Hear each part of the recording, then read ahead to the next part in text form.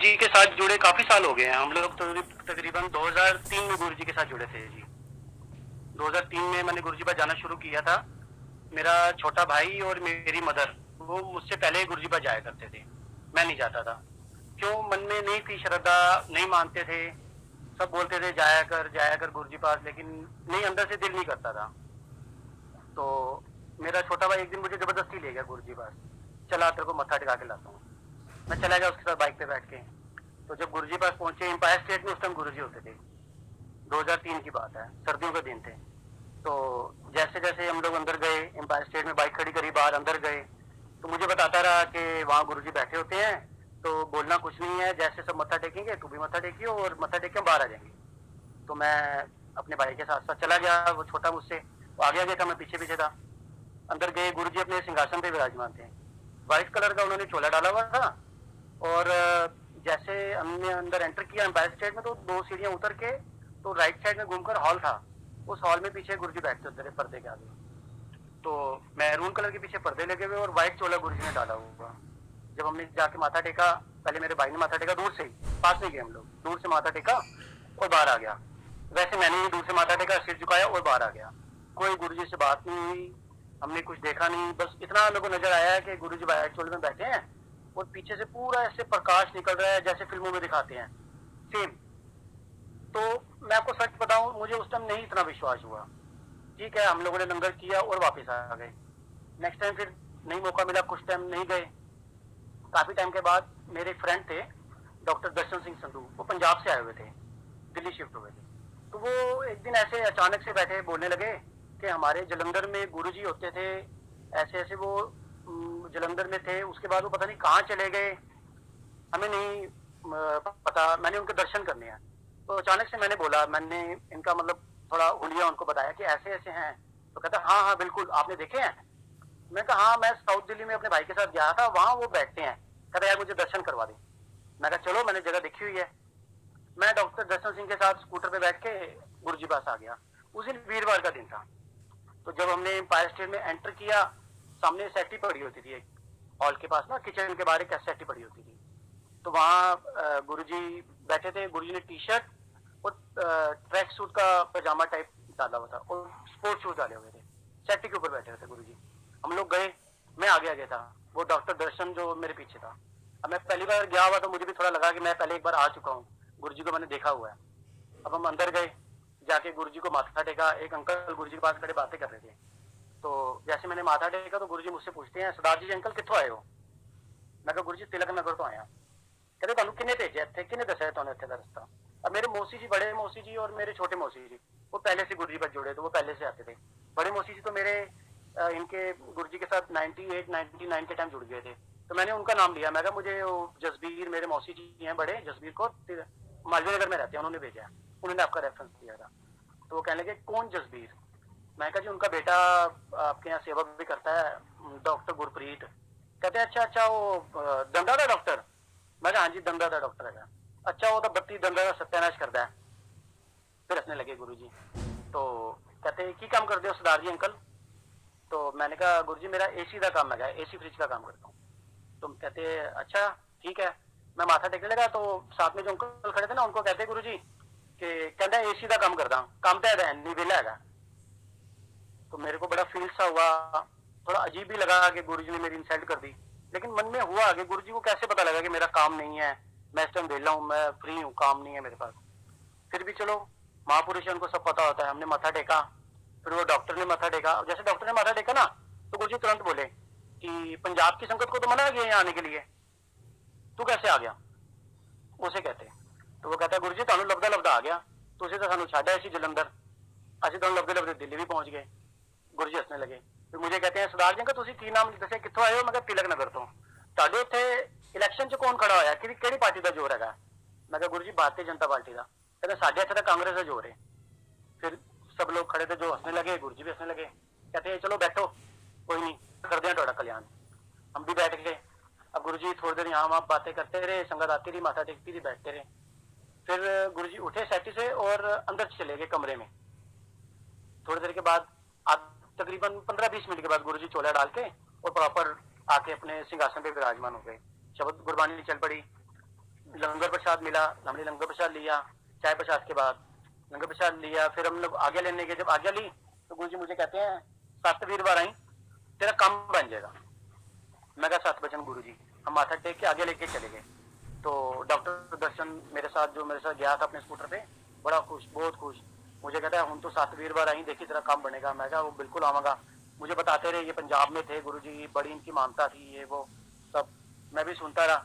हम लोग घर आ गए, मैंने घर आके बताया। मेरी मिसेज कहती है कोई बात नहीं, हम हर वीरवार जाएंगे। अब नेक्स्ट वीरवार हमने आना था, बड़ी कठिनाइयों का सामना किया, बड़ी मुश्किल से हमने वो 7 वीरवार पूरे किए। पैसे नहीं थे जेब में, काम नहीं था। स्कूटर होता था मेरे पास, लेकिन स्कूटर में तेल डलवाने के लिए मेरे पास पैसे भी नहीं होते थे। ऐसे तैसे कर कर आके इधर से करके मैंने अगले वीरवार भी आया, गुरुजी माथा टेका। कुछ नहीं बोले गुरु जी।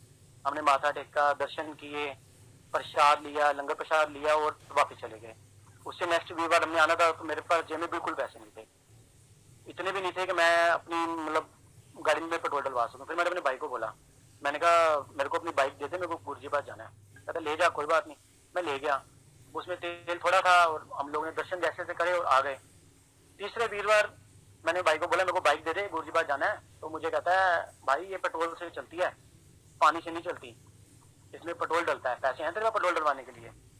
मैं कहा नहीं है। अब मैं माथे पे हाथ रख के ना बाहर थड़ी पे बैठ गया अपने घर के बाहर। मेरा पड़ोसी आया, मेरा फ्रेंड, मुझे कहता है क्या हुआ, माथे पे हाथ रख के को बैठा है? मैं यार गुरु जी पास जाना है, मेरे पास पैसे नहीं है, जेब में गाड़ी भी नहीं है, स्कूटर में तेल डलवाने के लिए पैसे नहीं है। कहता ये मेरा स्कूटर खड़ा है, ये ले जा।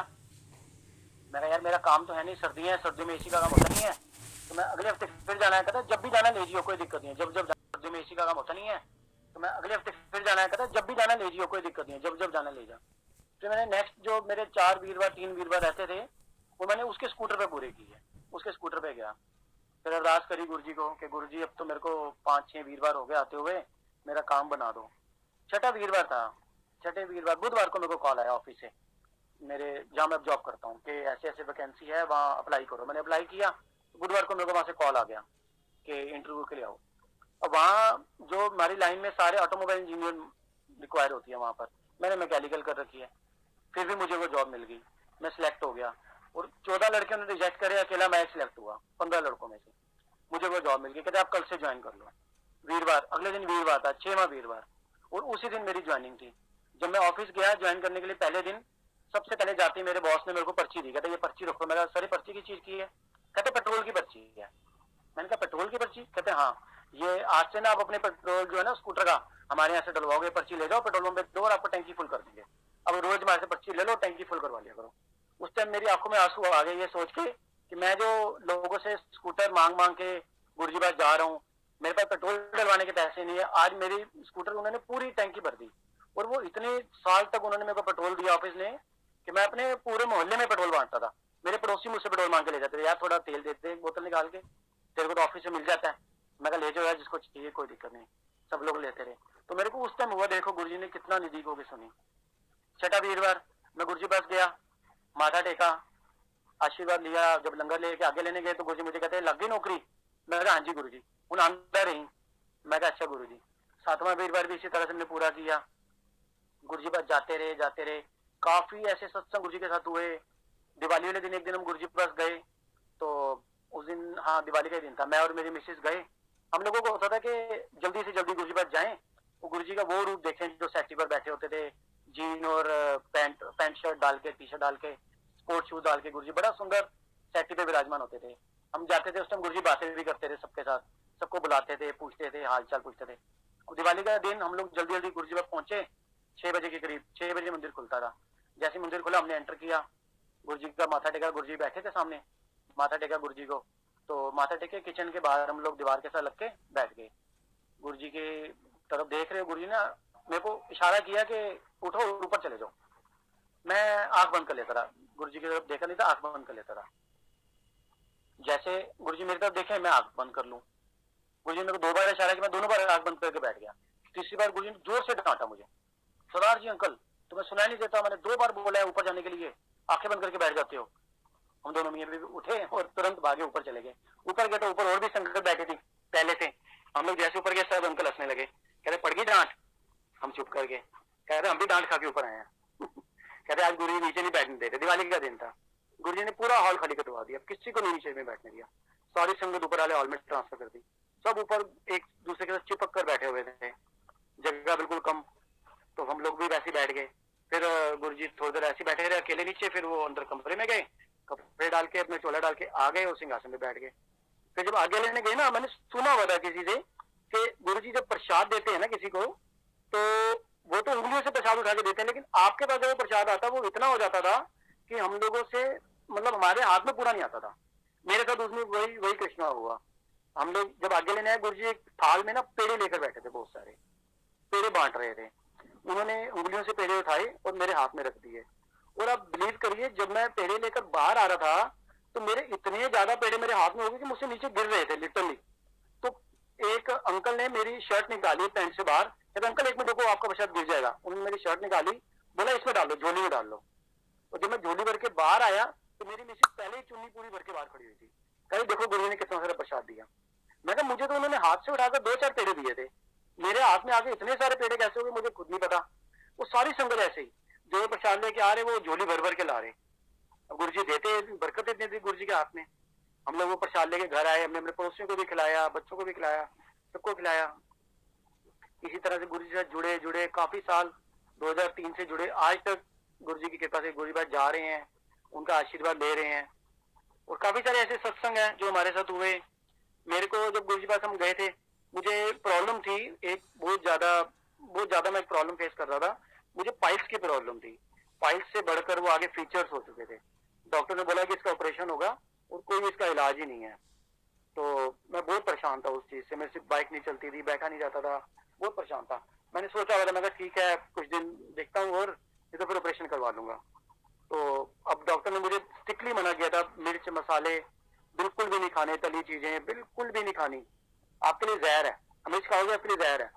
अब उन दिनों गुरुजी पास जो लंगर मिलता था वो इतना स्पाइसी होता था, इतना ज्यादा स्पाइसी होता था कि जो खाता था ना उसकी आंखों में पानी आता था, और इतनी मिर्चों वाला लंगर। अब एक दिन का मैं आपको सत्संग शेयर करता हूँ। एक दिन वहाँ गुरुजी पास लंगर ले रहे, तो हम लोग 4 जने एक थाली शेयर करते थे, गुरुजी करवाते थे।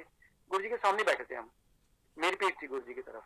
हम लोग 4 जने लंगर ले रहे। उस दिन प्रसादे 2-2 प्रसादे प्लस लाल मिर्चों की चटनी और बहुत तीखी, बहुत तेज। अब हम लोग वो शेयर कर रहे हैं आपस में, हमने 2-2 रोटी प्रसाद शेयर किया, चटनी भी शेयर कर ली, सब कुछ शेयर कर लिया। जब लंगर ऑलमोस्ट फिनिश होने वाला था ना, तो सिंगला अंकल एक सेवादार थे, पुराने सेवादार होते थे, वो आए, 2 रोटी प्रसाद, उसके ऊपर काफी सारी मिर्चों की चटनी, रेड मिर्चों की चटनी, लाल मिर्चों की, वो दे के मेरे हाथ में, मुझे कंधे से बुलाया, मेरे हाथ में दे के चले गए। मुझे कहते अंकल ये लो, ये प्रसाद खाओ। मैं कहा अंकल हमने तो खा ली रोटी प्रसाद। कहते नहीं, ये गुरुजी ने भेजा आपके लिए, मेरे हाथ में रख के चले गए। तो मैंने कहा चल हम 4 लोग हैं, आधी आधी रोटी शेयर कर लेंगे, आधा आधा रोटी प्रसाद सब बांट लेंगे और थोड़ी थोड़ी चटनी ले लेंगे। अब मैंने बाकी अंकल को ऑफर किया, मैं कहा अंकल ये रोटी शेयर कर लेते हैं। वो कहते नहीं नहीं, ये आपके लिए भेजा है गुरुजी ने, आपकी ब्लेसिंग है, आप खाओगे, दोनों रोटी प्रसाद आप खाओगे, सारी चटनी भी। मैंने पीछे मुड़ के गुरुजी की तरफ देखा, गुरुजी ने मुझे हाथ से इशारा किया कि खा ले। मैं खा गया, दोनों रोटी प्रसाद भी और सारी चटनी खा गया। और मैंने वहां से जब आज्ञा ली, बाहर आया, फिर मैंने अपनी मिसेज को बताया। मैं कहा देख, मिसेज मेरी अलग दूसरी जगह लंगर करी, उसको नहीं पता था।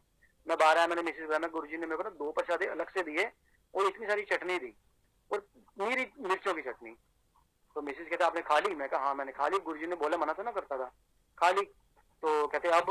मैं कहा अब यार मैं क्या कर सकता हूँ, मुझे तो खुद नहीं पता, मुझे तो प्रॉब्लम हो जाएगी, अब इतना लंबा सफर करके वापस जाना। हम लोग तिलक नगर रहते हैं, हमारे घर से एम्पायर स्टेट तकरीबन 30 किलोमीटर है।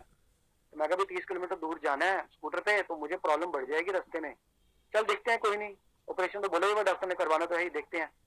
मैं वहां से 30 किलोमीटर स्कूटर चला के अपने घर तक आया, आके घर पे सो गया। कोई प्रॉब्लम मुझे रास्ते में नहीं हुई, सुबह कोई प्रॉब्लम नहीं हुई, ना कोई पेन, ना कोई चुभन, ना कोई जलन, कुछ नहीं। मैं डॉक्टर पास गया, डॉक्टर मुझे कहता है आप कैसी तबीयत है? मैं कहा बेटर है, मेरे को कुछ प्रॉब्लम नहीं है। मैंने डॉक्टर को नहीं बताया कि मैंने ऐसे ऐसे कल मिर्चों की चटनी वगैरह खाई है या रोटी प्रसाद में मिर्चें होती हैं, मैं ऐसे ऐसे गोली बात जाता, मैंने कुछ भी शेयर नहीं किया। डॉक्टर कहते चेक करवाओ, उन्होंने चेकअप किया, कहते आपके तो फीचर्स है ही नहीं। जो फीचर्स इतने डेंजर चीज होती है, अगर किसी को पता हो, बड़ी खतरनाक बीमारी है वो। कहते आपके तो है ही नहीं फीचर्स, देखा मेरी दवाइयों का असर? मैंने कहा हाँ जी डॉक्टर साहब आपकी दवाइयों का असर, कोई बात नहीं। मुझे तो पता ना कौन से डॉक्टर की दवाई मुझे असर करी है, हमारे डॉक्टर एक ही है, जो सारे डॉक्टरों की डॉक्टरी फेल करते हैं। गुरुजी कहते थे उस टाइम, देखा कर दी ना डॉक्टर ने डॉक्टरी फेल। तो हम मेरे को उस टाइम पे गुरुजी पे बहुत ज्यादा दृढ़ विश्वास हुआ कि देखो गुरुजी ने कैसा है मेरिकल मेरे साथ किया। फिर एक सत्संग में और शेयर करता हूँ आपके साथ। मेरी मिसिस के कान में ना छेद था, पर्दे में, कान बहता रहता था, शादी से पहले का था। शादी के बाद भी प्रॉब्लम थी, चलती रही। जिसके कान में छेद हो वो बिना ऑपरेशन के तो ठीक होता नहीं। दवाइयों से हमने काफी दवाइयां ली, कोई असर नहीं हुआ। डॉक्टर ने बोला ऑपरेशन होगा। मैंने सरकारी हॉस्पिटल में भी दिखाया, उन्होंने भी बोला जी टेस्ट करवाओ। टेस्ट करवाया, कहता आपके कान में ना पर्दे में छेद है, आपको सुनता भी कम है। उनको सुनता भी कम था, कान बहता भी रहता था। डॉक्टर बोलते इसका ऑपरेशन ही है, कोई इलाज नहीं है। मिसेज मेरी कहती मैं ऑपरेशन नहीं करवाऊंगी। मैं कहा कोई बात नहीं, देखते हैं गुरुजी को, गुरुजी से पूछते हैं। उस टाइम पे हम गुरुजी से बात डायरेक्ट कोई बात नहीं करते थे कि गुरुजी हमारे को ये प्रॉब्लम है या ये नहीं है। कोई अगर कुछ पूछता भी था ना, गुरुजी एक ही बात बोलते थे, लंगर खा सब ठीक हो जाएगा, लंगर खा सब ठीक हो जाएगा, और कुछ नहीं गुरुजी बोलते थे। अब हम गुरुजी पास गए। अब हम दोनों मियाँ बीवी डरते थे, टू बी फ्रैंक मैं आपको बताता हूँ, हम गुरुजी से डरते थे। गुरुजी के साथ आंख से आंख मिला के बात नहीं करते थे, ना गुरुजी से कुछ पूछते थे। खुद ही गुरुजी बुला के कभी उन्होंने मेरे से कुछ पूछा, कभी बात करी या कुछ मुझे बोला या कभी डांटा तो किया, नहीं तो मैंने सामने से गुरुजी से कभी कुछ नहीं पूछा। तो अपने मन में गुरुजी को अरदास करी मेरी मिसिस ने कि मेरे कान में छेद है, डॉक्टर बोले ऑपरेशन करवाना है। आपने इनकी पाइल्स की प्रॉब्लम इतनी इतनी भयंकर प्रॉब्लम ठीक कर दी, तो ये तो कान तो कुछ भी नहीं है, छोटी सी बीमारी है, मेरा कान भी ठीक कर दो। उस टाइम में गुरुजी ने इसको जवाब दिया, कान में आके बोले, जैसे इसको सुनाई दिया संगत में बैठे हुए, कि सरसों का तेल पाया कर तेरा कान ठीक हो जाएगा। 4 दिन सरसों का तेल पा सिर्फ। अब ये मुझे रास्ते में बोलती है कि गुरुजी ने मुझे जवाब दिया। मैं क्या बोले? कहते हैं कि कान नीचे ना सरसों का तेल पा, तेरा कान ठीक हो जाएगा, 4 दिन पाना है। मैं कहा डाल फिर? कहते हाँ घर जाके पाऊंगी। मैं कहा बिल्कुल पाई। कहते हाँ हाँ घर पाऊंगी जाके। अब हम घर आए, 4 दिन सरसों का तेल डाला, 2-2 बूंदे या 4-4 बूंदे, कान में कोई दवाई नहीं डाली, ना कोई दवाई ली, ना कोई टेस्ट करवाया। अब वो दिन 2004-2005 की बात है और आज 2021 आ गया। कान बिल्कुल ठीक, ना वो बहता है, प्रॉपर सुनाई देता है, ना कभी कान में दर्द हुआ, ना कान में कभी कोई प्रॉब्लम हुई, बिल्कुल भी कोई प्रॉब्लम नहीं हुई, बिल्कुल ठीक कर दिया गुरु जी ने। अब एक सत्संग में आपको शेयर करता हूँ। 2002 का मेरे बेटे का बर्थ है, 2002 नवंबर का। 2003 में हम गुरुजी पास जुड़े। तकरीबन 1 साल का था जब हम गुरुजी पास जाते थे, छोटा था, इसको साथ ही लेके जाते थे। बहुत शरारती था, शरारत करता था, वहां जाके सबको तंग करता था। छोटा सा था, फिर जाते रहे, 1 साल का और बड़ा हुआ तो रिड़ना शुरू हुआ। रिड़ के गुरुजी पास चला जाता था। हम लोग आंखें बंद करके बैठते थे तो ये रिड़ता हुआ गुरुजी पास चला जाता था, गुरुजी की जुराबे खींच देता था। तो गुरुजी गुस्सा करते थे, मैं इसको पकड़ता था, फिर ये चला जाता था, शरारतें करता था। गुरुजी ने मुझे बुलाकर बोला अनुला लेके आया कर, बड़ा शरारती है। मैं कहा ठीक है गुरुजी, छोटा है जबरदस्ती आ जाता है। कहता नहीं नहीं अनुला लेके आया कर। मैं कहा ठीक है गुरुजी। फिर हम 2-3 हफ्ते 4 हफ्ते गए, इसको नहीं लेके गए। तो गुरुजी ने मुझे बुलाए, एक दिन बुलाया मुझे, कहते मुंडा नहीं आंदा तेरा नाल। मैं कहा गुरुजी तुसी मना किया सी, ले आया कर यार, ले आया कर उन्होंने भी। मैं कहा ठीक है गुरुजी, अगली बार ले आवांगा। तब से मैं जब भी गुरुजी पास जाता था ये हमेशा मेरे साथ जाता था, चाहे हम स्कूटर पे जाएं, चाहे बारिश हो, चाहे हम बाइक पे जाएं, लटक जाता था। नहीं मैं टैंकी में बैठ के चला जाऊंगा, लेकिन जाऊंगा जरूर गुरुजी पास। ये तब से गुरुजी के साथ जुड़ा, तब से गुरुजी पास आता है, जबरदस्ती आता है, नहीं मैं जाऊंगा ही जाऊंगा। गुरुजी ने कहा था ना मेरे को लेके ही, मैं फिर जाऊंगा ही जाऊंगा। अभी वो 12th में है, लेकिन अभी भी वो गुरुजी के साथ इतना जुड़ा हुआ है, इतना ब्लेस्ड है गुरुजी से। उसको बुखार हुआ था, एंट्रिक फीवर, बहुत ज्यादा बुखार हो गया था। डॉक्टर ने बोला इसको हॉस्पिटल एडमिट करवा दो, ये है वो है। कुछ डॉक्टर ने तो मना ही कर दिया, नहीं जी इसके तो हड्डियों में बुखार चला गया है, ये बच्चे का नहीं, ये है वो है। बड़ा डराया डॉक्टरों ने। मेरी मिसेस रोई गुरुजी पास जाके कि गुरुजी मेरा एक लौता बेटा बुखार चढ़ गया, ये है वो है, बीमार है, मुझे नहीं पता, मेरे को मेरा बेटा ठीक करके दो। अब ये हम गुरुजी पास बैठे हुए हैं, तो ये आंख बंद करके बैठी है, तो गुरुजी आते हैं व्हाइट चोले में, उन्होंने गोद में एक बच्चा लिया हुआ छोटा सा, और मेरी मिसेस की ना झोली में डाल के चले गए। कहते अल्लाह आंटी तेरे मुंडे ठीक करके संभाल लो उन्होंने। झोली में डाल के चले गए। इसकी आंख खुली, मुझे कहती हाँ जी दिल पे तो बिल्कुल ठीक हो जाएगा। मैं कैसे? कहता गुरुजी ने ठीक कर दिया, गुरुजी ने मेरी झोली में ना डाल दिया, मुझे कह दिया संभाल ले अपने बेटे को। मैं कहा देख गुरुजी की महिमा हो जाएगी, बिल्कुल ठीक हो जाएगा। उसी दिन रात से गुरुजी की कृपा से बेटे का बुखार उतरना शुरू हो गया, इम्प्रूवमेंट होनी शुरू हो गई। ना हमने उसको हॉस्पिटल एडमिट करवाया, ना हमने उसको कोई ज्यादा मेडिसिन दिलवाई, कुछ नहीं करवाया, खुद ही ठीक हो गया। बिल्कुल गुरुजी की कृपा से आज बिल्कुल ठीक है। गुरुजी की ब्लेसिंग पूरी फैमिली के साथ, पूरे परिवार के साथ जुड़ी रही। अब एक बार गुरु नानक बर्थडे था, गुरु नानक बर्थडे था, बड़े मंदिर में प्रोग्राम था। उस टाइम पे जो प्रोग्राम बड़े मंदिर में होते थे वो मंदिर के अंदर ही किए जाते थे। ज्यादा संगत नहीं थी, थोड़ी संगत थी, तो अंदर ही सब निपट जाते थे। कॉफी प्रसाद मिलता था और खाने का कुछ प्रसाद होता था, बालूशाही वगैरह। फिर लंगर प्रसाद अंदर गुरु जी के सामने संगत बैठ के करती थी और आज्ञा लेके बाहर आ जाते थे। नानक बर्थडे था, छोड़ चुके थे गुरु जी, उस टाइम पर छोला छोड़ चुके थे। गुरु जी का समाधि भी बनी थी, समाधि पे कुछ चोले डाल रखे थे इन लोगों ने। तो उस टाइम गुरु नानक बर्थडे वाले दिन हम लोग गुरु जी पास गए, तो उस दिन वहां उन्होंने डिसाइड किया कि आज यहाँ सामूहिक आरती की जाएगी। सामूहिक आरती के लिए उन्होंने कुछ दीवे डिस्ट्रीब्यूट किए थे, दिए बड़े बड़े दिए थे, उसके अंदर छोटे छोटे मोम के दिए पड़े थे। तो उन्होंने कहा था कि सारी संगत ये दिए लेके अंदर जाएगी और अपने अपने स्थान पर बैठकर आरती करेगी, अपने अपने दिए जलाकर, और सब मिलकर आरती करेंगे गुरु जी की। और उस दिन गुरु जी के 8 चोले, टोटल 8 चोले उन्होंने डिस्ट्रीब्यूट करने थे कि हमारे पास गुरु जी के कुछ चोले हैं, 8 चोले थे गुरु जी के, हमने ये सारी संगत में डिस्ट्रीब्यूट करने हैं। अब हजारों की संगत, मंदिर ठस भरा हुआ, हजारों उन्होंने दिए बांटे। तो हमने सोचा इतने हजार संगत के बाद दिए हैं, सब पे नंबर लिखे हुए थे, तो अब हमें कहाँ चोला मिलेगा। मेरी मिसेज कहती है, गुरु जी को अरदास करके कहती है, गुरु जी आपकी तो इतनी अमीर संगत है, इतने बड़े बड़े लोग आपके साथ जुड़े हुए हैं, हम तो इतने गरीब हैं, हमें भी चोला दे दो। या हमें चोला नहीं दोगे आप, हम गरीब हैं इसलिए। मैंने इसके बोला काम में धीरे, मैं कहा नहीं ऐसी बात नहीं है, गुरु जी की नजर में अमीर गरीब कोई नहीं है, देखो अगर गुरु जी की मर्जी है हमें भी चोला मिलेगा।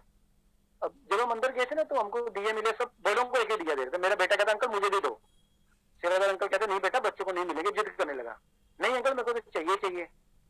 कहता अच्छा ये ले, तू भी ले ले। कहता नहीं ये नहीं, मेरा फेवरेट कलर ऑरेंज है, मेरे को ऑरेंज कलर का दिया दो। वो ऑरेंज दिया पड़ा था। अंकल कहते ले यार तो ऑरेंज दीवाल है, ये ऑरेंज दीवाल लेके अंदर आ गया। जब हम लोगों ने आरती की तो इसके हाथ में ऑरेंज दिया था, मेरे बेटे के हाथ में उस पर नंबर लिखा हुआ था। तो आरती के बाद फिर उन लोगों ने ना पर्चियां डाली, सब नंबर की पर्चियां थी, काफी हजार पर्चियां थी बड़े बॉक्स में। छोटे छोटे बच्चे बुलाए कि पर्ची उठाने के लिए, पहला नंबर, दूसरा नंबर, तीसरा नंबर, 7वां नंबर में हमारा वो नंबर निकला है जो दिया मेरे बेटे ने लिया था ऑरेंज कलर का, उस पर जो नंबर लिखा था वो नंबर हमारा निकल आया।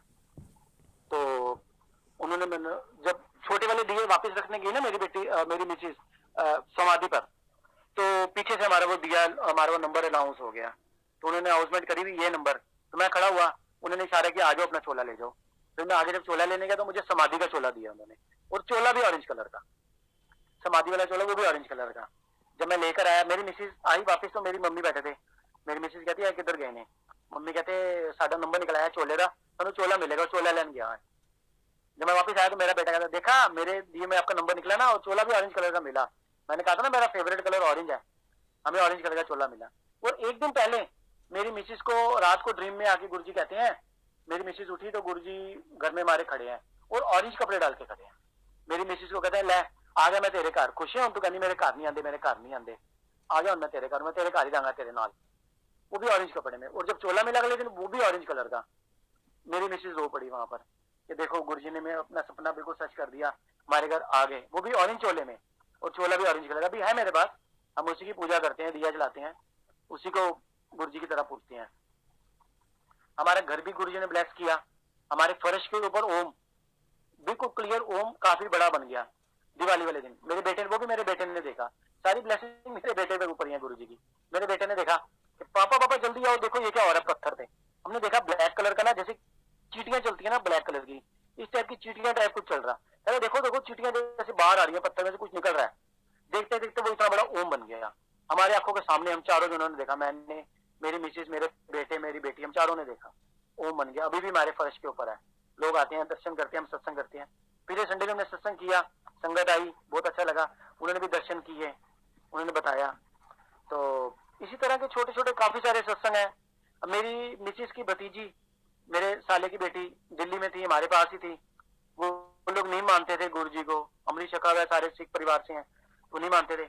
उनकी मेरे साले की बेटी, उसको कोई प्रॉब्लम थी, उसको दर्द होता था पेट में, बहुत तेज दर्द होता था, बहुत ज्यादा, इतना लिटरली दर्द होता था कि वो बेहोश हो जाती थी दर्द के मारे। डायग्नोज नहीं हो पा रहा था, काफी डायग्नोज किया हम लोगों ने, काफी टेस्ट वगैरह करवाए, लेकिन कहीं कोई रिजल्ट नहीं निकला। डॉक्टर यही बोलते थे पता नहीं लग रहा क्या बीमारी है, पता नहीं लग रहा क्या बीमारी है। हम लोग भी परेशान हो गए। फिर मैंने उसको अपने साले को फोन किया, मैं कहा वीरे इसको तुम वापस बुला लो, ये इसका ना नहीं ठीक नहीं है लड़की। कहते कोई बात नहीं वापस बुला लेते हैं। वापस लुधियाना चली गई, ठीक नहीं थी, हम लोगों ने वापस भेजी, उसको दर्द रहता था, बेहोश हो जाती थी, तड़पती थी मछली की तरह दर्द के मारे। तो ऐसी एक दिन गुरुजी ने किसी और आंटी के ड्रीम में आके उनको बोला कि रानी आंटी को आप संगत में से काफी लोग जानते होंगे। रानी गुलाटी मेरे मौसी जी हैं, मेरे मौसा जी हैं गुलाटी अंकल, बिट्टू सुखदेव सिंह गुलाटी, वो हमारे से पहले गुरु जी से जुड़े हुए हैं। तो उनको उनके किसी संगत की ड्रीम में आके गुरु जी ने बोला कि रानी आंटी को कहो कि उन्होंने जो रिश्तेदार लुधियाने रहते ना, उन्होंने जी कुड़ी बीमार है, उसका ऐसे ऐसे उपाय करें वो ठीक हो जाएगी। तो मेरे को दीदी का फोन आया, मेरी मौसी जी का फोन आया कि रजी तुम्हारे लुधियाना में जो रिश्तेदार है कोई बीमार है क्या? मैं कहा नहीं दीदी कोई बीमार नहीं है। कहते नहीं कोई ना कोई बीमार है। मैं कहा आपको किसने बोला है? कहते मेरे को किसी आंटी का फोन आया है कि रानी आंटी के जो रिश्तेदार लुधियाना रहते हैं ना, उनकी लड़की बीमार है, उनको बोलो मंदिर आए, लोटा ब्लेस करवा के ले जाए, उसका जल पिए 40 दिन, वो ठीक हो जाएगी। मैंने फिर दीदी को बोला, मैं कहा हाँ दीदी गिफ्टी बीमार है, वीरे की लड़की है ना बड़ी वाली, वो बीमार है। कहते क्या हुआ उसको? मैं कहा पता नहीं उसको क्या हुआ, उसको दर्द होता है और इतना ज्यादा लिटरली दर्द होता है कि मतलब वो बेहोश हो जाती है। कहते प्रॉब्लम क्या है, पथरी पुथरी तो नहीं है? मैं कहा पता नहीं दीदी पथरी वगैरह कुछ भी नहीं आया, सारे टेस्ट करवा लिए, डायग्नोज नहीं हो पा रहा। कहते कोई बात नहीं, उसको दिल्ली बुलाओ, उसको बोले मंदिर मत्था टेके और लोटा ब्लेस करवाए अपना मंदिर से और उसका जल पिए, वो ठीक हो जाएगी। फिर मैंने मैसेज पास किया वहां लुधियाना अपने साले को, मैं कहा वीरे ऐसे ऐसे भेजो गुरु जी बस। वो मानते नहीं है, उन्होंने नहीं बिलीव किया, कहते नहीं नहीं असि नहीं मनते चीजा नु। मैं कहा वीरे मनन की केड़ी गल है, तुसी करी भेजो सी, गल करके देखो, करके तो देखो पाए, कोई मुश्किल थोड़ी ना, क्या दिक्कत है? वो नहीं माने। अब कुछ टाइम के बाद मेरी मिसेज गई लुधियाना, उनकी जो छोटी बेटी है ना वो थोड़ा थोड़ा मानती थी, उसको एक दो बार ड्रीम में दर्शन दिए गुरुजी ने। वो कहने लगी मेरी मिसेज को कि दीदी आपके वहां मंदिर में ऐसे ऐसे मंदिर के ऊपर चढ़ते, उस टाइम गुरुजी की ना मंदिर की, गुरुजी की कोई फोटो या कोई भी सोशल मीडिया पे किसी भी जगह पर नहीं होती थी, लोगों को नहीं पता था कि यहाँ गुरुजी हैं या मंदिर है, मंदिर की ऐसी मतलब मंदिर ऐसा है देखने में, किसी को नहीं पता था। उसने मेरी मिसेज को बोला कि दीदी वहां मंदिर पे ऊपर शिवलिंग बना हुआ है छत पे बहुत बड़ा। मेरी मिसेज कहती हाँ तेरे को कैसे पता? कहती मेरे को ड्रीम में दिखाई देता है ऐसा मंदिर एक। कहती ड्रीम में मेरे को मंदिर दिखाई देता, तो चल मैं तेरे को दर्शन करा आती हूँ। कहती पापा मना करते हैं, पापा नहीं जाने देते। कहते कुछ नहीं होता चल। कहती चलो मैं ना ऐसा करती हूँ, उसका भाई था छोटा बिन्नी, वो और हम दोनों आएंगे और चलेंगे मंदिर दर्शन करके आएंगे। मेरी मिसेज कहती हाँ ठीक है चलेंगे। तो ये गुरुजी की चोला छोड़ देने के बाद की बात है। तो वो ऐसे तैयार हो गए आने के लिए, तो बड़ी बड़ी बेटी को भी तैयार कर लिया, क्योंकि उसको तो गुरुजी ने पहले इन्वाइट किया था कि आओ लोटा ब्लेस करवाओ और ले जाओ।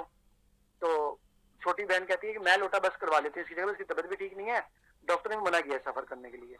वो दोनों बहन भाई आए, हम लोग मंदिर लेके गए, उन्होंने मंदिर देखा, मंदिर देख के कहने की सेम यही मंदिर तो मैंने ख्वाब में 2-3 बार देखा है, मेरे को ख्वाब में नजर आता है कि मेरे को यहाँ जाना है, मेरे को दर्शन करने हैं।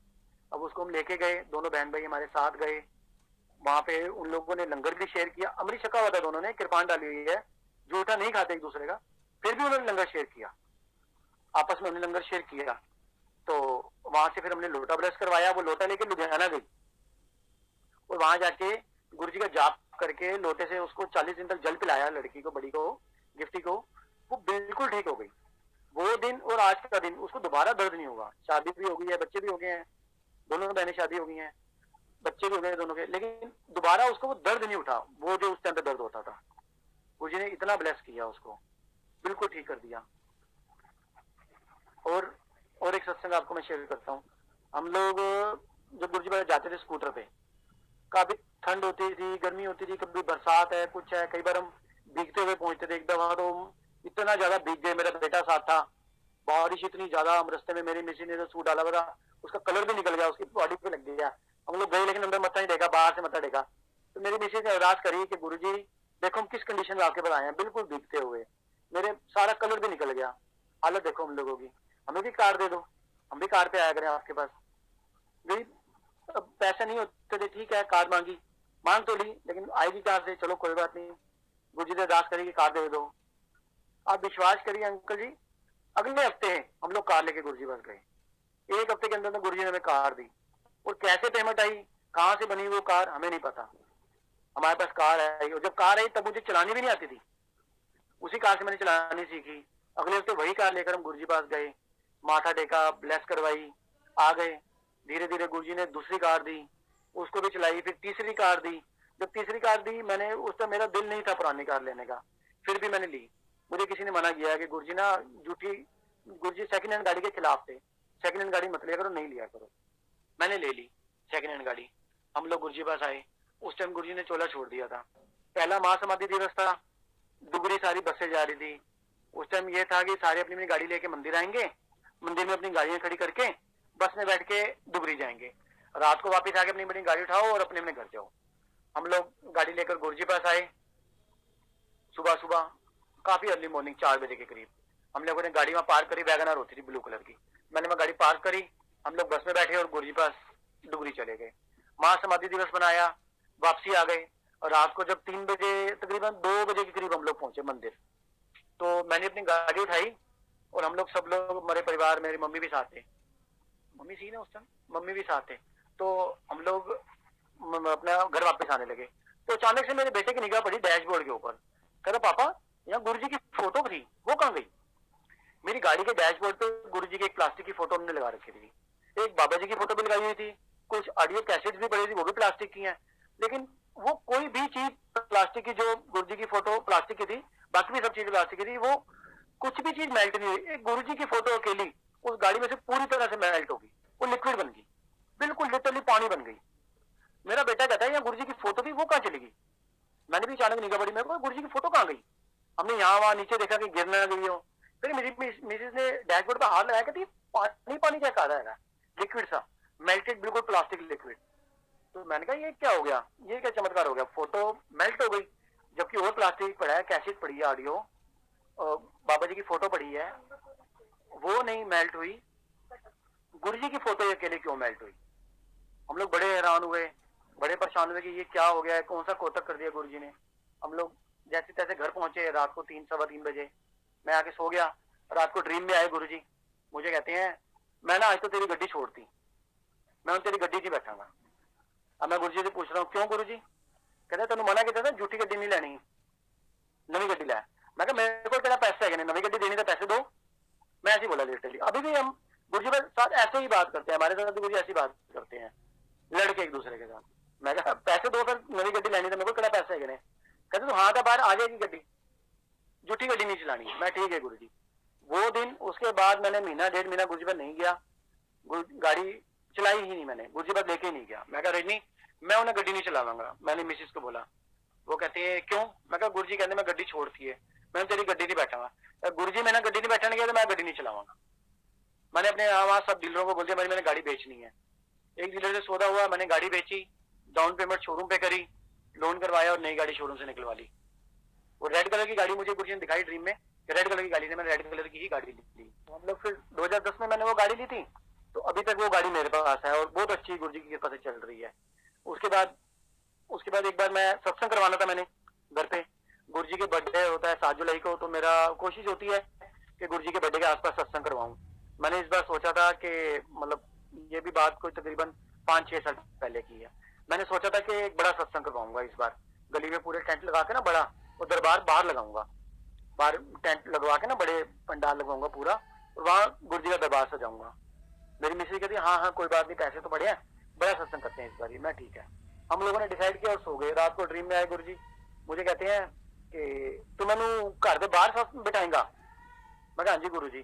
कहते तेरे घर के पता तेन 6-6 गटर है, मैं गटरा के उत्ते बिठाएगा? मैं कहा गुरुजी की गल्लां कर रहे हो, 6 गटर कितने है? कहते गिने है तू, गिनी पहला सवेरे उठ के। मैं कहा अच्छा मैं सवेरे उठ के गिनता फिर गल करांगा। मैं सुबह उठा, उठ के उसके साथ मैंने मिसेज को बोला, मैं कहा रजनी अपने घर के बाद 6 गटर है? कहती नहीं। मैं कहा गुरुजी कह रहे थे। कहते ਤੁਹਾਨੂੰ कदों क्या? मैं कहा राती गुरुजी खुआ भी जाए, कहते कि तेरे घर के बाद 6-6 गटर ने मैनू गटरा के उत्ते बिठाएगा। कहता आओ गिनते हैं, चलो आओ। हम लोग फटाफट उठ के अर्ली मॉर्निंग बाहर गए और हमने गिनती की है, 1 2 3 4, 2 उधर 2 इधर। मैं कहा तो पूरे 6 गटर हैं। हम लोगों को अभी तक नहीं पता था, इतने साल से, हम लोग 30 साल से रह रहे हैं, कि हमारे घर के बाद 6-6 गटर है, 2 इधर है 2 उधर है, 2 साइड पे बने हुए हैं। मैं कहा ये तो 6 गटर है पूरे। मैं कहा मैं नहीं बैठाता, मैंने कानों घर लगाया। मैं कहा ना बिल्कुल नहीं, सिंहासन घर के अंदर लगाएंगे, बाहर टेंट लगा के खुद बैठ जाएंगे, लेकिन गुरुजी को बाहर नहीं बिठाना, अंदर बिठाएंगे घर के। फिर हम सत्संग करते रहे हैं, अंदर ही गुरुजी का सिंहासन लगाते रहे हैं। पिछले संडे भी हमने किया घर पे सत्संग, अंदर ही सिंहासन लगाया गुरुजी का, बहुत सुंदर सिंहासन लगाया।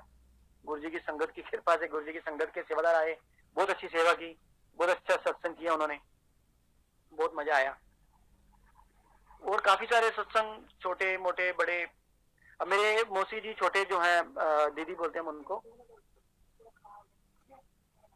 तो हम लोग मेरे मौसी जी गुरुजी पास जब पहली बार गए थे, छोटे मौसी जी, तो गुरु जी को उन्होंने जब माथा टेका तो गुरु जी ने उनको बोला कि आंटी अगली बार आओ ना सुखदेव नाल लेके आई। अब गुरु जी को कैसे पता कि उनके हस्बैंड का नाम सुखदेव है। उस टाइम उनको कमर में प्रॉब्लम थी, कमर में दर्द रहता था उनको। तो अब दीदी ने बाहर आके बड़े मौसी जी थे हमारे, उनको पूछा दीदी गुरु जी ने किਵੇਂ पता लग्या कि उन्होंने नाम सुखदेव है, तुसी दस्या? कहते नहीं मैं नहीं दस्या, गुरु जी ने सब पता होता है। तो अगली बार बिट्टू को नाल लेके आई। फिर अगली बार हमारे गुलाटी अंकल को साथ लेके आए, माथा टेका, गुरु जी का आशीर्वाद लिया। कमर में दर्द होती थी, वो प्रॉब्लम बिल्कुल ठीक कर दी गुरु जी ने। दीदी की प्रॉब्लम बिल्कुल ठीक करी। अभी अभी फिलहाल थोड़े टाइम पहले वो कैंसर से जूझ रहे थे, उन्होंने कैंसर से भी निकाला है, ठीक किया है, अभी बिल्कुल ठीक है वो गुरु जी की कृपा से। और कौन कौन से सत्संग, छोटे मोटे काफी सत्संग होते हैं गुरु जी के पास। हम लोग जाते हैं, गुरु जी से बात करी काफी, हमने गुरु जी के हाथ से प्रसाद खाया, गुरु जी से हमने डांट भी खाई, एक दो बार गलती करी। जैसे बताया कि दिवाली वाले दिन हम लोग आंख बंद कर लेते थे गुरु जी को देख के, गुरु जी ने डांटा भी आंख बंद कर लेते हो, तुम्हें पता नहीं है, मैं तुम्हें 2 बार बोल रहा हूँ ऊपर जाओ, ऊपर चले गए। और लास्ट जब गुरु जी ने 2007 में चोला छोड़ा, वीरवार वाले दिन, उस दिन मैं गुरु जी पास गया, माथा टेका। उस टाइम गुरु जी ने चोला छोड़ने से 1 हफ्ता पहले की बात है, सॉरी 1 हफ्ता पहले मैं माथा टेका वीरवार। जब आगे लेने गए तो गुरु जी ने मुझे बुलाया, सरदार जी अंकल इधर आओ। मैं कहा हाँ जी गुरु जी। अंकल तुम अगो तो शनिवार आया करो। मैं कहा 7 बजे गुरु जी शनिवार आ जाऊंगा।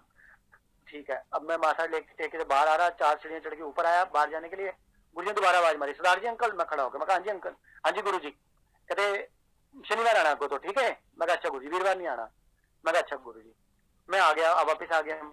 उससे अगले वीरवार गुरु जी ने चोला छोड़ दिया। अगले वीरवार हमें फोन आया सुबह 31 मई 2007, फोन आया मंदिर से हमारे मेरे मासी की बड़ी बेटी का, गुरु जी की तबीयत ठीक नहीं है, गुरु जी को एम्स ले गए हैं, तो आप लोग ना एम्स पहुंचो, गुरु जी की तबीयत खराब है। मैंने फटाफट गाड़ी निकाली एम्स जाने के लिए, तो तुरंत फोन आ गया वापस उसी का, सिल्की का, कि भैया गुरु जी ने तो चोला छोड़ दिया, गुरु जी चले गए हम सबको छोड़ के। हम लोग लिटरली रोने लगे। फिर जैसे तैसे अपने आप को संभाला, गाड़ी तैयार करी, गुरु जी पास निकले। तो मेरे उसका डॉक्टर गुरप्रीत, जो मेरे बड़े मास्टर जी का बेटा है, वो भी गुरु जी की सेवा कमेटी में है, सेवादारों में। उसका फोन आ गया कि रजी कहाँ पर है। मैं कहा बबलू मैं आ रहा हूँ, एम्स आ रहा हूँ गुरु जी के पास। कहते नहीं यहाँ मत आ, बहुत जाम लग गया, मंदिर पहुंचो, मंदिर सफाई करो। उसे मंदिर में ना कंस्ट्रक्शन का काम चल रहा था, मंदिर पहुंचो, मंदिर में साफ सफाई कराओ फटाफट जाके, गुरु जी को अपने वहां लेके आना है। फिर हम लोगों ने फटाफट गाड़ी मोड़ी और मंदिर की तरफ निकल गए। वहां जाके साफ सफाई कराई, फिर गुरु जी का पार्थिव शरीर लेकर आए, वहां हम लोगों ने मत्था टेका, सत्संग किया, दर्शन करके फिर हम लोग वापिस आ गए। फिर वहां अगले दिन गुरु जी का संस्कार हुआ और वहीं पर ही गुरु जी की समाधि बना दी। फिर उससे अगले वीरवार हमें पता चला कि 40 दिन तक लगातार एम्पायर स्टेट में सत्संग चलेगा, लगातार चलेगा। तो संगत से अनुरोध है कि वहां पहुंचे बड़ी से बड़ी संख्या में। तो हम लोगों ने भाई रजनी हमने ना ऑफिस से वीरवार की छुट्टी ले रखी है, वीरवार ही जाया करेंगे। रजनी कहती हाँ ठीक है वीरवार ही जाएंगे, मेरी आंटी कहते। तो हम लोग वीरवार को निकले घर से गुरु जी पास जाने के लिए। लेकिन तो गुरु जी ने चोला छोड़ने से पहले मुझे मना किया था कि वीरवार नहीं आना, शनिवार आना। लेकिन फिर भी हम ना शुक्रे ना समझ गुरु जी की बात का नादर करके फिर हम वीरवार को चले गए। घर से निकले तो धूप इतनी तेज, अंधेरिया मोड़ तक पहुंचे तो बारिश इतनी कि जैसे बारिश आज ही आ जाए, और इतना पानी खड़ा हो गया अंधेरिया मोड़ पे कि पूरी कार ही डूब जाए अंदर। हम लोग पहुंच ही नहीं पाए, वापिस आ गए। उससे अगले वीरवार फिर तैयार हुए, चलो जी गुरु जी पास जाना है, तैयार होकर चले गए। लेकिन वहां निकलने की जगह कहीं और पहुंच गए, पता नहीं कहाँ दिमाग ब्रेन वॉश हुआ, गाड़ी घुमाते घुमाते कहीं और पहुंच गए। ये हम कहाँ गए, मुझे गुरु जी पास जाना था। मुझे कहती है लगता है गुरु जी को ना वीरवार को नहीं बुलाएंगे, मना किया था वीरवार जाने के लिए, फिर भी वीरवार जाते हो। मैं कहा नहीं, कानून लगाया नहीं, अब वीरवार नहीं जाएंगे, शनिवार ही जाएंगे। जब शनिवार का हुक्म है शनिवार जाएंगे। फिर मैंने ऑफिस में बात करी, मैं कहा सर मुझे वीरवार की नहीं शनिवार की छुट्टी चाहिए। मेरे बॉस कहते हैं तू तो वीरवार जाता है गुरु जी को। मैं कहा नहीं सर मैं शनिवार जाया करूंगा, गुरु जी ने हुक्म किया थी शनिवार आया कर, मुझे शनिवार की छुट्टी दे दिया करो वीरवार की जगह पे। वो कहते कोई बात नहीं शनिवार ले ले आप, शनिवार चला जाएगा। फिर मैंने शनिवार जाना शुरू किया, फिर कोई अड़चन नहीं आई। गुरुवार पहुंच गए, माथा टेका, दर्शन करे, सब कुछ किया, कोई अड़चन नहीं आई। जब गुरु जी ने हुक्म किया वीरवार नहीं आना तो वीरवार नहीं जा पाया। और वो दिन 2007 में गुरु जी ने चोला छोड़ा था, 2021 आ गया, 14 साल हो गए। 14 साल से मैं वीरवार को गुरु जी पास नहीं गया, ना जा सका। कभी कोशिश भी की तो पहुंच ही नहीं पाया, कोई ना कोई अड़चन आ जाती थी, रुक जाते थे, कोई ना कोई बजी हो जाती थी। एक दो बार तो ऐसा हुआ कि गाड़ी लेकर गए गुरु जी पास जाने के लिए, रास्ते में बिदक गए, मेरा दिमाग खराब हो गया। मैं मिसेस बोला आज रहन देने, गुरु जी पास नहीं चल रहे, उसे चल दे। हाँ मालवीय नगर चलते हैं, मामे के घर चलते हैं, कहीं हाँ चलो। तो इतना बोलना था, मेरी गाड़ी पटरी के ऊपर चढ़ गई और पलट गई, और हम लोग इतनी मुश्किल से बचे, हमें कोच भी नहीं आई, लेकिन गाड़ी काफी डैमेज हो गई। फिर मैंने कानों का, मैं नहीं गुरुजी सॉरी, गलती हो गई, ऐसे नहीं बोलेंगे, जो काम आपने किया है वही करेंगे। घर से गुरुजी पास जाने के लिए निकलेंगे तो गुरुजी पास ही जाएंगे, कहीं और नहीं जाएंगे। जब घर से कह के निकलेंगे ना गुरुजी पास जाना है, तो गुरुजी पास ही जाएंगे और कहीं नहीं जाएंगे। फिर हमने माफी मांग के, तो अब कहीं नई संगत है, उनसे भी यही अनुरोध है मेरा कि अगर आप घर से गुरुजी पास जाने के लिए निकलते हो तो गुरुजी पास ही जाओ, गुरुजी पास माथा टेक के सीधा अपने घर आओ, और लंगर प्रसाद लेने के बाद कुछ मत खाओ, और लंगर प्रसाद जो मंदिर में मिले वो मंदिर में ही खाओ। क्योंकि हम जब गुरुजी पास जाते थे ना अंकल, गुरुजी एक बार बोलते होते थे, ऐसे खाओगे तो दबाइए, कार ले जाओगे तो मिठाइए, यही बात बोलते थे। अब संगत आती थी, गुरुजी में मत्था टेकती थी, गुरुजी मेरा काम नहीं चल रहा, गुरुजी बोलते थे कोई गल नहीं, लंगर खा सब ठीक हो जाएगा। एक संगत आई, गुरुजी मेरा मैनू ए प्रॉब्लम है, गुरुजी कहते कोई गल नहीं, ब्याज खाना बंद कर दे, तेरी प्रॉब्लम ठीक हो जाएगी। अब ब्याज का उस चीज से क्या कंसर्न है, उसको कोई शारीरिक प्रॉब्लम है, उसके शरीर में कोई प्रॉब्लम है, तो गुरुजी से बोल रहा है, तो गुरुजी उसको कह रहे हैं तो ब्याज खाना बंद कर दे, तेरी प्रॉब्लम ठीक हो जाएगी। बताओ, अब उसने ब्याज का काम बंद किया और कोई और काम शुरू कर दिया, वो बिल्कुल ठीक हो गया, उसको कोई प्रॉब्लम नहीं हुई। अब एक मैं आपको एक सत्संग शेयर करता हूँ, मेरा नहीं है, किसी और का है। हम उस दिन वीरवार वाले दिन गुरुजी पास ही बैठे थे, गुरुजी पास हमारे आंखों के सामने का सत्संग था वो। तो एक राजस्थान से कोई मंत्री, कोई मिनिस्टर थे, कोई मंत्री थे, कोई राजस्थान से कोई बड़े वीवीआईपी थे, वो गुरुजी पास आए, आते थे पहले भी कार लेके, अपने ड्राइवर को लेके आते थे। उन्होंने राजस्थान में उस दिन अपने ड्राइवर को बोला कि तैयार हो जा, गुरुजी पास जाना है। वो कहता है कि सर मेरी ना बेटी हॉस्पिटल में एडमिट है, वो ठीक नहीं है, उसकी तबीयत बहुत ज्यादा खराब है, तो मैं नहीं जा सकता, आज किसी और ड्राइवर को ले जाओ। तो मंत्री उसको कहता है कि ठीक है कोई बात नहीं, मत चल, कल से काम पे मत आइयो, तेरी छुट्टी आज से, मैं कोई और ड्राइवर ढूंढ लेता हूँ। वो कहता है अच्छा अच्छा, नहीं सर नहीं, ऐसे मत करो, मुझे नौकरी से मत निकालो, मेरा बच्चा भी बीमार है, मुझे पैसे की जरूरत है, चलो मैं चलता हूँ। वो लिटरली रोता रोता राजस्थान से, जयपुर से दिल्ली गाड़ी लेकर आया गुरुजी पास। एम्पायर स्टेट में बैठते थे गुरुजी, गुरुजी होते थे उस टाइम। तो वो आया, मंत्री अंदर आ गया, ड्राइवर बाहर बैठा था गाड़ी में। अब उस टाइम गाड़ियां बाहर लगती थी, एम्पायर स्टेट में थोड़ा वॉकिंग डिस्टेंस पे गाड़ियां खड़ी होती थी। वो गाड़ी खड़ी करके वहां गाड़ी में बैठ गया ड्राइवर, और वो मंत्री अंदर आ गया अपने सिक्योरिटी गार्ड के साथ, गार्ड बाहर खड़े हो गए, मंदिर के अंदर आ गया वो मंत्री, गुरुजी को माथा टेका और बैठ गया। अब जब लंगर प्रसाद शुरू हुआ तो सिंगला अंकल को तो पता था कि ये जो है बंदा ये वीवीआईपी है, मंत्री है, तो इसको अलग से थाली देंगे। उसको उन्होंने एक बंदे की थाली दे दी, लेकिन गुरुजी ने रुकवा दिया, लंगर शुरू नहीं करने दिया उसको, बोला रुको। अब एक सेवादार को भेजा, बाहर जाओ, इसकी गाड़ी में इसके ड्राइवर को बुला के लाओ। वो सेवादार बाहर गए, उसके ड्राइवर को बुला के ले आए कि इस गाड़ी का ड्राइवर कौन है, वो जो मंत्री आया। वो बोला हाँ जी सर मैं हूँ जी। कहते आओ, तुम्हें गुरुजी बुला रहे हैं। कहते मुझे बुला रहे हैं? कहते हाँ आपको बुला रहे हैं। मुझे क्यों बुला रहे हैं? कहते पता नहीं जी, गुरुजी को पता है, अंदर आओ।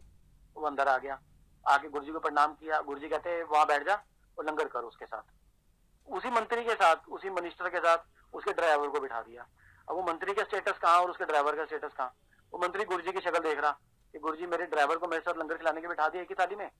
तो गुरुजी इशारा करते हैं चलो लंगर शुरू करो दोनों। अब दोनों ने लंगर शुरू किया, लंगर शेयर किया दोनों ने। वो मंत्री ने भी खा लिया, गुरुजी का हुक्म था कैसे मना करता, नाक को चढ़ाता, वो खा लिया, लंगर शेयर कर लिया, ड्राइवर ने भी खा लिया। और लंगर करके वो जब गुरुजी की आज्ञा लेने आए, मंत्री ने आज्ञा ली और बाहर चला गया। ड्राइवर आया आज्ञा लेने, गुरुजी ने पकड़ के अपने पास बिठा लिया, यहाँ बैठ जा, अपने चरणों में बिठा लिया। और वो लिटरली चरणों में बैठ के रो पड़ा। गुरुजी को तो सब पता था, वो तो जान ही जानते क्यों रो रहा है, क्या हुआ है, क्यों लंगर करवाया था। गुरुजी को पता था कि उसका घमंड तोड़ना था मंत्री का। उसको गुरुजी ने एक लड्डू प्रसाद दिया, अंदर से मंगवा के ना एक लड्डू प्रसाद दिया, ये ले जा और अपनी कुड़ी के मुंह लगा दी, अपनी कुड़ी को खवा दी, वो ठीक हो जाएगी। वो लड्डू प्रसाद लेके फट से रुमाल में बांधा, जेब में डाल लिया और चल पड़ा। गाड़ी लेके जयपुर निकल गया, 3 बजे जयपुर पहुंचा। ड्राइवर ने मंत्री को उतारा, उसके घर पे गाड़ी खड़ी करी, अपनी बाइक उठाई और हॉस्पिटल चला गया। हॉस्पिटल गया, अपनी मिसेज को पूछता है कि बेटी की तबीयत कैसी है। कहता है, मिसेज कहती है अभी ऐसी है जी तबीयत, अभी डॉक्टर कोई जवाब नहीं दे रहे, डॉक्टर कुछ नहीं बोल रहे। तो कहता है कोई बात नहीं, मेरे को आईसीयू अंदर जाना है। कहते जाने नहीं देंगे। कहते आप कोशिश करते हैं। दोनों मियाँ बीबी गए आईसीयू के अंदर, गार्ड ने नहीं रोका, कुछ नहीं बोला, अंदर चले गए। अंदर 2 नर्स बैठी हैं, नर्स के सामने उन्होंने नर्स को बोला इसका वेंटिलेटर उतारो, मुंह से मांस उतारो, हमने इसको प्रसाद खिलाना है। अब नर्स किसी को प्रसाद खिलाने देती है आईसीयू के अंदर, फिर भी उन्होंने उसका मुंह से मांस उतारा। उसने वो लड्डू प्रसाद हल्का सा चुटकी भर बच्चे के मुंह में डाला, उसके होठों पर लगाया और मांस वापस लगा दिया, बाहर आके बैठ गए। सुबह डॉक्टर राउंड पे आते हैं, अर्ली मॉर्निंग राउंड पे आए, उन्होंने चेक किया कि लड़की की तबीयत तो स्टेबल है, ठीक हो रही है। आप विश्वास करिए संगत जी, 8 बजे तक वो लड़की आईसीयू से बाहर आ गई। उन्होंने उसको आईसीयू से बाहर निकाल दिया, लड़की बिल्कुल ठीक हो गई, बाद में शिफ्ट कर दिया। 2 दिन बाद लड़की को हॉस्पिटल से छुट्टी भी मिल गई, लड़की बिल्कुल ठीक हो गई। अब वो मंदिर दोबारा आया, मंदिर गुरुजी पास ड्राइवर स्पेशली आया शुक्राना करने गुरुजी का। और जैसे अंदर घुसा तो गुरुजी कहते क्यों, कहते ना डॉक्टर डॉक्टरी फेल, कुड़ी ठीक है ना तेरी? उन कहते हाँ जी गुरुजी मेरी कुड़ी बिल्कुल ठीक है, थोड़ी कृपा नाल माथा टेका, रो पड़ा, गुरुजी का शुक्राना किया। तो गुरुजी ने कहा कोई गल नहीं, आंदा नहीं, कहकर गुरुजी ने उसको वापस भेजा। वो बड़ा बड़ा उसने शुक्राना किया। फिर बाद में उसने अपना सत्संग गुरुजी के पास शेयर भी किया पब्लिक के अंदर के मेरे साथ ऐसे ऐसे गुरुजी ने किया था। हाँ, उस टाइम गुरुजी लिटरली संगत में से किसी को उठा के ना सत्संग शेयर करने के लिए बोलते रहे, आप सत्संग शेयर करो, आप सत्संग शेयर करो। फिर और एक बार वो सत्संग बताता हूँ आपको, एक छोटा सा सत्संग है। हमने गाड़ी ली थी जब वैगनार, वो जो गुरुजी ने छोड़ी थी मेरे के फोटो मेल्ट हो गई थी ना, गुरुजी ने छोड़ दी गाड़ी, क्या था वो वाली गाड़ी जब मैंने ली थी, तो मैं एक मिठाई का डब्बा लेके गया गुरुजी के पास। तो अब मैं मिठाई का डब्बा लेके गाड़ी ले गया हूँ, गाड़ी बाहर पार्क करी, मिठाई का डब्बा निकाला, अंदर आ गया गेट से। अब अंदर गुरुजी को पता था कि मैं बाहर गाड़ी लेकर आया हूँ और एक मिठाई का डब्बा लेकर अंदर आ रहा हूँ। तो मुझे नहीं पता था कि यहाँ मिठाई या कोई भी चीज लाना मना है, मुझे नहीं पता था, अभी नए नए जुड़े थे। तो मैं वो मिठाई का डब्बा लेके अंदर आ रहा था, तो अंदर से गुरुजी ने एक सेवादार को बाहर रवाना किया कि बाहर जाओ, सरदार जी अंकल आ रहे हैं, गाड़ी का डब्बा लेके आ रहे हैं, उन्होंने गाड़ी लिया है, उनको मना करो डब्बा लेकर अंदर ना आए, वापस गाड़ी में रख के आए, किसी को नहीं देना वो डब्बा, मिठाई नहीं देनी किसी को। तो मैं जब थोड़ा सा अंदर आया तो वो एक सेवादार भागता हुआ आ रहा सामने से, सरदार जी अंकल। मैं रुक गया, मैं कहा हाँ जी अंकल, तुसी गड्डी लेती है? मैं कहा हाँ जी अंकल। कहते तुसी डब्बा अंदर गुरुजी वास्ते ले जा रहे हो? मैं कहा हाँ जी अंकल। कहते नहीं लेके जाना, वापस रख के आओ गड्डी। मैं कहा क्यों? कहते गुरुजी ने भेजा मैंने अंदरों तुहानू कहने वास्ते, तुसी डब्बा अंदर ना लेके जाओ, वापस रख के आओ। मैं गुरुजी मैं अंकल मैं स्पेशल गुरुजी वास्ते लेके आया। कहते हैं अंकल अंदर मना है, कोई भी मिठाई कोई प्रसाद नहीं चलेगा, और गुरुजी ने खुद मैंने भेजा है तुहानू मना करने लई कि तुसी डब्बा वापस गड्डी रख के आओ। मैं कहा अच्छा बाहर गार्ड ही बन देना। कहते नहीं गार्ड नू भी नहीं देना, किसी ने नहीं देना, गुरुजी ने मना किया, गड्डी रख के आओ, अपने घर लेके जाना वापस। मैं ले गया, लेके गाड़ी में रख दिया, आया गुरुजी पर माथा टेका, कुछ नहीं बोले गुरुजी। कई बार तो गुरुजी हमने माथा भी नहीं टेकने देते थे, दूर से इशारा करते थे बाहर जाओ, हाथ से इशारा करते थे बाहर निकलने का। एक बार तो काफी टाइम पहले की बात है, गुरुजी ने सामने बैठे थे हम लोग माथा टेकने के ना आगे लेने, मेरी मिसेज मुझसे आगे थी, तो उन्होंने दूर से इशारा कर दिया मिसेज को कि बाहर चल, माथा नहीं टेकना, इशारा कर दिया। ये रो पड़ी और रोती बाहर आ गई। बाहर ना पायलट आंटी खड़े थे, पुरानी संगत में होते थे पायलट आंटी, वो खड़े थे। वो मेरी मिसेज को कहते हैं क्यों रो रहे हो? कहते गुरुजी ने मुझे मत्था नहीं टेकने दिया। कहते गुरुजी की बात का बुरा मत मानो, गुरुजी ने आपको नहीं बोला कि बाहर चलो, गुरुजी ने आपके अंदर की बुराइयों को, आपके अंदर की जो नेगेटिविटी है उनको बोला कि बाहर जाओ। आपके अंदर जो बुराइयां हैं, जो गलत चीज है, गुरुजी उनको बोलते हैं कि बाहर जाओ, पीछे जाओ, आपको नहीं बोलते। हमको संगत को लगता है कि हमारी बेइज्जती कर दी, हमें डांट दिया, हमें बोल दिया, लेकिन नहीं, गुरुजी हमारी बुराइयों को बोलते हैं कि आप बाहर जाओ, आपने अंदर नहीं आना। फिर हमको समझ आया कि ठीक है, गुरुजी जो हमें बोलते हैं वो हमारी भलाई के लिए बोलते हैं। हम तो ये चीज मानते हैं अंकल के गुरुजी साथ जुड़े हैं ना, अगर हमारे को कांटा भी चुभ जाता है, हमारे को एक्सीडेंट हो जाता है, चोट भी लग जाती है ना, हम उसमें भी गुरुजी का शुक्र करते हैं, शुक्र है गुरुजी कि आपने हमारे को इतने में बचा लिया, क्या पता हमारा ज्यादा लिखा हुआ था, थोड़े में आपने बचा लिया। अभी भी आज की डेट में भी गुरुजी से हम कोई भी चीज मांगे, कोई भी चीज बात करें, गुरुजी हमारे को तुरंत उसका जवाब देते हैं, उसका हल देते हैं। गुरुजी नाराज भी बहुत जल्दी हो जाते हैं हमारे से, फिर हमें उसका बता भी देते हैं मैं किस बात पे नाराज हूँ, क्या हुआ है, क्या वजह है, तुमने ये चीज नहीं करी। अब हमने गुरुजी का चोला रखा हुआ मंदिर के अंदर, हम हर हफ्ते सफाई करते हैं, गुरुजी का चोला चेंज करते हैं, रुमाला लाते हैं, रुमाला डाल के दूसरा चोला डाल के साफ करके डालते हैं। एक हफ्ता ना करें तो गुरुजी नाराज हो जाते हैं, ख्वाब में आके हमें बताएंगे तुमने इस बार सफाई नहीं करी, चोला चेंज नहीं किया। फिर हम लोग माफी मांगे, चोला चेंज करते हैं। लिटरली गुरुजी हर एक चीज का जवाब हैंड टू हैंड देते हैं, कुछ भी मांग लो। हम गुरुजी से आज भी कुछ भी बात करते हैं, मैं बाइक चलाता हूँ, जाता हूँ ना, घर से निकलता हूँ तो गुरुजी के साथ गुरुजी का जाप करता जाता हूँ, गुरुजी से बात करता जाता हूँ, गुरुजी ये हो गया, गुरुजी वैसे हो गया, ऐसे हो गया, फिर जवाब मिलता है तुरंत। तो ऐसे मत किया करना, ये काम मत किया कर, जब तेरे को ये चीज से प्रॉब्लम होती है तो फिर तुरंत जवाब मिलता है, अच्छा हाँ ये काम करने से मेरे को इस चीज में प्रॉब्लम होगी, नहीं करना, मना कर देते हैं। अब पीछे एक हमारे पड़ोस में एक आंटी है, नहीं आए हैं, वो भी गुरुजी को मानते हैं, वो हमारी गाड़ी खड़ी है, वहाँ गुरुजी लिखा हुआ है, वो मोहल्ले में ढूंढते रहे गाड़ी किसकी है, गुरुजी की संगत का कौन है यहाँ रहता है। लोहड़ी वाले दिन वो हमको मिल गए, ये आपकी गाड़ी है? मैं हाँ जी हमारी गाड़ी है जी। जय गुरु जी, जय गुरु जी। हमें गुरु जी पर ले चलो। मैं कहा आंटी देखो हम खुद काफी टाइम से नहीं गए, कोविड का टाइम है, मंदिर बंद है, तो लंगर प्रसाद मिलता नहीं है, पैक करके दे देते हैं, तो कुछ मतलब अपने आप को सेटिस्फेक्शन सा नहीं होता, जाके हम घर ही सत्संग कर लेते हैं। कहते हमें भी बुला लिया करो। मैं आ जाया करो घर पे, सत्संग शेयर करो करो हमारे साथ। आ जाते हैं, फिर वो हमारे पीछे पड़े रहे, मंदिर ले जाओ मंदिर ले जाओ। मैंने पीछे बोली दिया, मैं कहा आंटी मेरे को पैसे नहीं है, गड्डी तेल लगता है 500 रुपए का। कहते मैं पैसे दे देंगे तेल पाउंड में। मैं कहा ठीक है, तुम पैसे दे दो, फिर मैं चलता, मैं पास बनवा लेना। मैंने बिट्टू अंकल को बोल के पास अरेंज करवाए। तो अब मैं घर से निकला हूँ, बातें करते जा रहा हूँ गुरु जी के साथ। गुरु जी आज थोड़े मंदिर आना है, का साल हो गया थोड़े को लाए, थोड़े मंदिर आ रहे हैं थोड़े आशीर्वाद नाल। तो मुझे गुरु जी कहते हैं तेल तो लोगों को लेके आ रहे हैं, मेरे मंदिर आ रहे हैं, तेल क्यों उन्होंने ले रहे हैं? मैं कहा मेरे को केड़ा पैसे है, तुम दे दो पैसे। नहीं लेंदा उन्होंने को। कहते देख लिया मैं तेन पैसे दे देंगा पक्का, फिर उन्होंने पैसे ना ली। मैं कहा हाँ हाँ बिल्कुल नहीं लांगा पैसे, तुम दे दो मैंने पैसे, तेल तो मैं को नहीं लांगा। उसी टाइम मेरे को अपने, मेरा इंश्योरेंस का काम भी है, गाड़ी में इंश्योरेंस करता हूँ ना, उसी टाइम फोन आ गया, ये अंकल ये गाड़ी की इंश्योरेंस कर दो। मैं ठीक है जी कर देता हूँ। दूसरा फोन आ गया, गाड़ी की इंश्योरेंस कर दो, कर देता हूँ। करते करते गुरुजी ने मेरे को तुरंत उसी टाइम खड़े पैर 800 रुपए दे दिए 5 मिनट के अंदर अंदर। ऑनलाइन इंश्योरेंस होती है, ऑनलाइन पेमेंट होती है, ऑनलाइन ही पैसे आ जाते हैं। 5 मिनट में 800 रुपए गुरुजी ने मेरे को दे दिए। अल्लाह देते नहीं पेट्रोल के पैसे, आंटी को ना ली हूँ। मैं अच्छा गुरुजी नहीं लाऊंगा। मैं हफ्ता में घर आया, तैयार हुए हम लोग, गुरुजी बात आंटी मुझे पैसे निकाल के दे। मैं कहा आंटी नहीं लेने। कहते नहीं नहीं तुम मेरी सो। मैं कहा मैं कसम को मत दो, मैं कसमों पर विश्वास नहीं रखता, मैं पैसे नहीं लूंगा, मुझे गुरुजी ने मना किया। कहते झूठ बोल रहे हो। मैं कहा आंटी मैं झूठ नहीं बोलता, मैं जा रहा था काम पे, हरिनगर केस करने जा रहा था, तो मेरे को गुरुजी रास्ते में मेरे से गुरुजी से बात हुई है। कहते ऐਵੇਂ थोड़ी ना होता है। मैं कहा ऐसे ही होता है, आप करके देख लो गुरुजी से बात, ऐसा ही होगा। आप गुरुजी से बात करोगे तुरंत जवाब मिलेगा, जवाब मिलेगा, आपको बताएंगे आपकी कहाँ गलती है, आपको गलती भी बताएंगे और वो गलती कैसे सुधारनी ये भी बताएंगे उसी टाइम। अपनी संगत का हाथ नहीं छोड़ते बिल्कुल भी। उन्होंने गुरुजी ने बोला ना एक परिवार है, तो एक परिवार बना के चलते हैं। जब हम गुरुजी पास जाते थे, गुरुजी के वर्डिंग मुंह से कहे हुए अल्फाज थे। किसी ने गुरुजी से पूछा गुरुजी 4-4 बंदे क्यों लंगर खवाते हो? कहते क्यों है फिर, एक तो फैमिली है, एक तो परिवार है सारा, कौन छोटा है कौन बड़ा है, कौन शेड्यूल कास्ट है कौन ऊंची जात का है कोई नहीं पता, कोई ब्राह्मण है कोई सिख है, हम सिख परिवार से हैं, कोई बात नहीं, हम 7 लंगर छक रहे हैं सारे बैठ के। मेरे इन लॉज, मेरे ससुराल वाले आज गुरुजी भाई इतना ज्यादा विश्वास करते हैं, इतना ज्यादा मानते हैं। मेरे साले का बेटा लुधियाना मंदिर कमेटी के अंदर मेंबर है, वहां की सेवादारों की कमेटी में सेवादार है, सेवा करता है, सत्संग करता है, डुगरी जाता है, डुगरी में भी उसकी सेवा लगती है। अमृत छका हुआ है, कृपान डाली हुई है, फिर भी लंगर शेयर करता है संगत के साथ। जब एक परिवार ही बन गया तो एक काय का बहम रह गया।